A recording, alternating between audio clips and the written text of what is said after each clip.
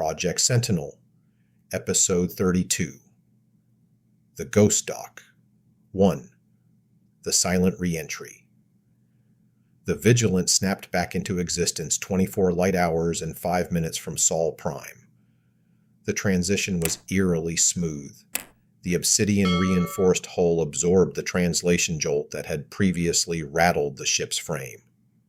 Re-entry confirmed, Miller reported, his hand steady on the 50-meter ship's helm.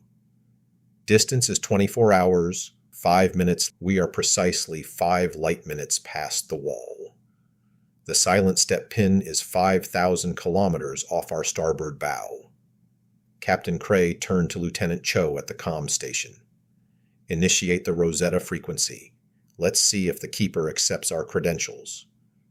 Cho's fingers moved across the haptic interface.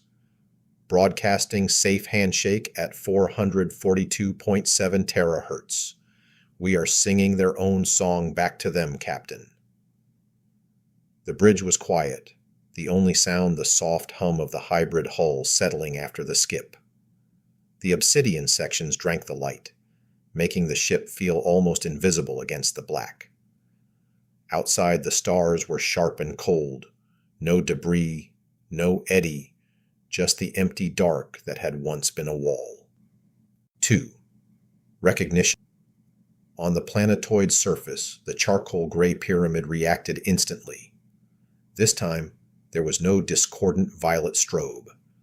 The golden filaments at its apex unfurled with mechanical grace, vibrating in a steady, pure green hum that matched the Vigilant's own subharmonic pulse.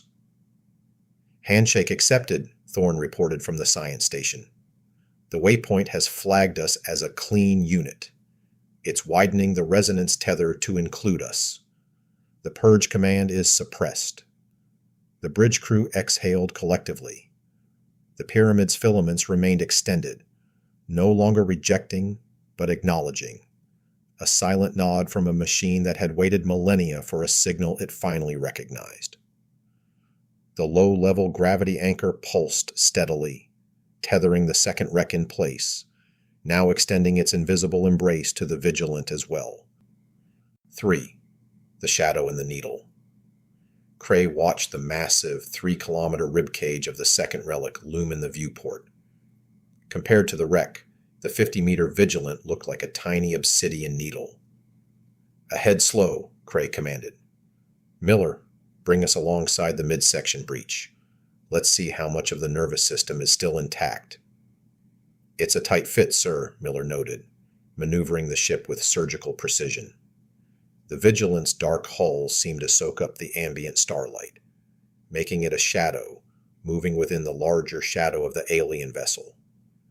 The 30% denser obsidian sections of the hull provided a solid, vibration-free platform as they moved to within 10 meters of the shattered bone-white plating. The second relic hung motionless, its outward flared plates frozen in mid-collapse, the spine broken but the structure still eerily intact.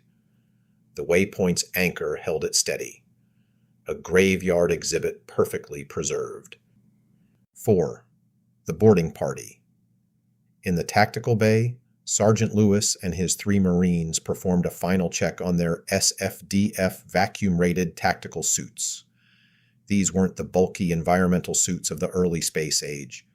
They were sleek, multi-layered mechanical counterpressure skins designed for high-mobility combat and engineering in zero-G. Check your seals, Lewis commanded. He tapped his helmet, the visor shimmering with a thin, iridescent coating of obsidian hybrid material designed to shield their eyes and minds from stray resonance pulses. Check your mag boots. This is a cold entry. No air, no heat, just the dark. Bradley and Zahn stood with the Marines, their own suits integrated with portable data links. As the airlock cycled and the atmosphere was pumped out, the silence of the vacuum rushed in to meet them. The pressurized umbilical, a flexible weave of hybrid lattice, extended from the Vigilant's side, locking onto the bone-white hull of the wreck with a vibration they felt through their boots rather than heard. Moving out, Lewis said, his voice a crisp transmission in their headsets. The team stepped into the umbilical, their magnetic boots clicking rhythmically against the floor as they crossed the threshold into the dead giant. 5. The distress call. The team stepped across the breach and into the second ship. The interior was a frozen landscape of jagged metal and crystallized fluids, suspended in the absolute stillness of a millennium-long vacuum. Zahn and Bradley reached the engineering sanctum, their helmet-mounted lights cutting through the oppressive darkness to find the central spire.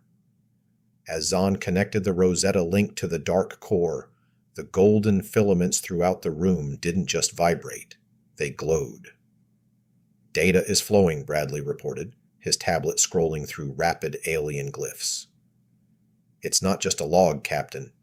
This ship was receiving a wide-band broadcast from further out, beyond the Oort fringe, right up until the moment of the cascade."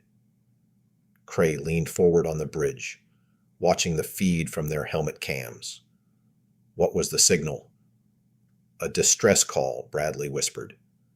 "It's from Ship 1, the lead of the convoy. According to this registry, it's still broadcasting from the next waypoint." The bridge fell silent. The stars outside were sharp and cold. The second relic's core was dead, but its final message was alive. A faint, persistent cry echoing across the dark from a ship that had never stopped calling for help. The convoy wasn't entirely gone. Somewhere ahead, Ship 1 was still screaming. This concludes today's episode of Project Sentinel. Please join our crew and subscribe for your twice-weekly episodes. We post each Tuesday and Friday at 1800.